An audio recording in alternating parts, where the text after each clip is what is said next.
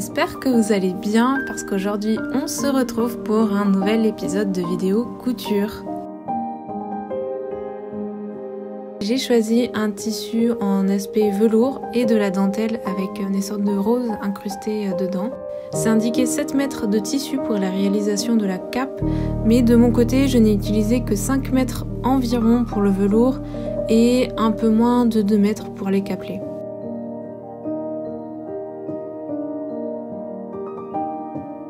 Tout dépendra du tissu que vous allez utiliser. Vous pouvez faire plusieurs styles avec ce patron, comme par exemple avec un tissu écossais. Vous pouvez réaliser une cape Sherlock Holmes. Et avec un beau tissu en laine, vous allez pouvoir recréer un manteau victorien par exemple. J'ai ce patron de la marque Simplicity numéro 5794 qui attend bien sagement d'être utilisé depuis que je l'ai acheté il y a environ 1 an je crois. Donc il est de seconde main et il a déjà été prédécoupé, mais franchement ça ne fait rien parce qu'il y a déjà toutes les pièces dedans et comme il a été découpé en taille L, je ne perds rien, donc c'est parfait pour moi, ça me fait gagner du temps et je n'ai pas à faire d'erreur en le découpant.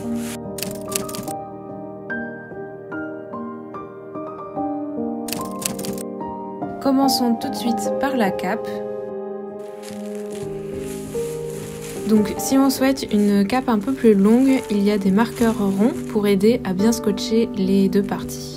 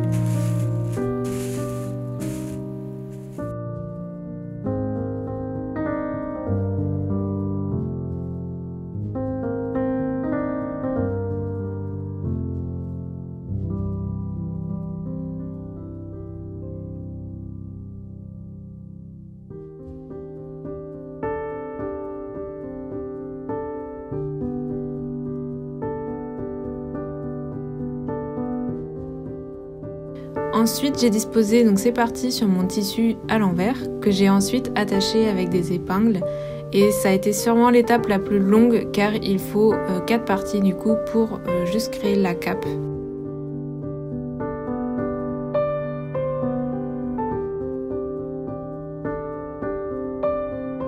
Il y a 2 parties, un pour la cape arrière et un pour l'avant et il faudra multiplier les deux par 2 du coup pour avoir 2 arrière et 2 avant.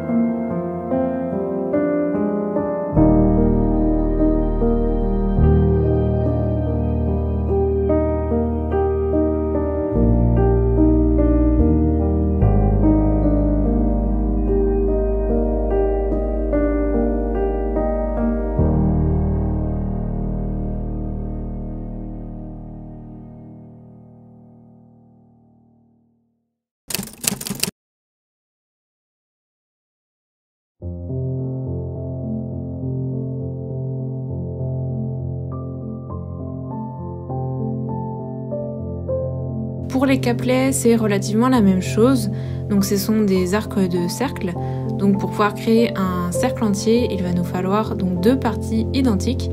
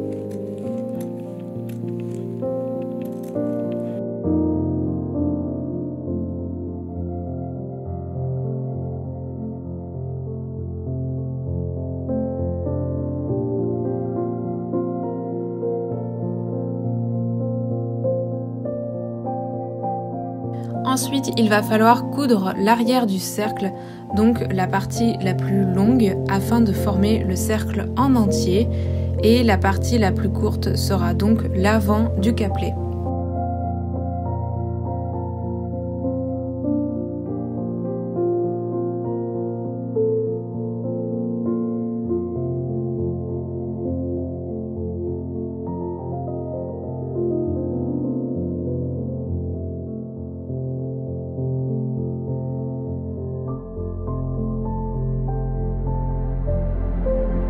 Donc je ne savais pas trop ce que je souhaitais à la base. Donc, au début j'ai tout fait en velours, même les capelets, et en fait je me suis rendu compte qu'il manquait quelque chose. Donc en fait j'ai refait des capelets en dentelle. J'ai tout de même laissé les capelets en velours en dessous parce que je trouve que ça donne un peu d'épaisseur et un certain volume à la cape.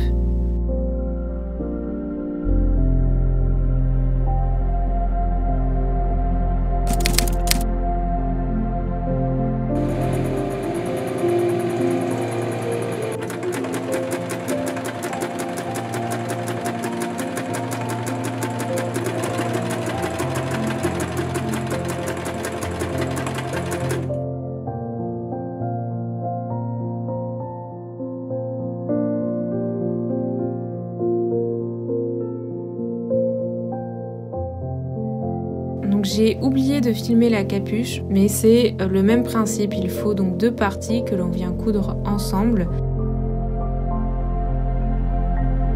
Avec les épaisseurs des capelets, j'ai préféré coudre la capuche donc à la main, et c'est en l'essayant que je me suis rendu compte que la capuche était vraiment très pointue. Du coup j'ai recousu en fait à l'intérieur pour créer un effet un peu plus arrondi.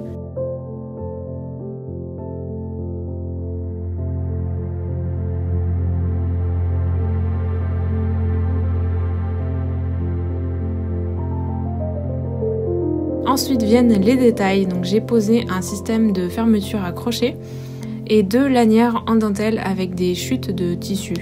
Donc ça permet de cacher le fermoir et en plus ça va venir habiller la cape.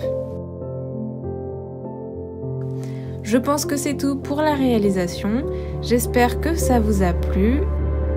Je vous laisse donc avec une vidéo cinématique de la cape portée et je vous dis à très vite pour de nouvelles aventures.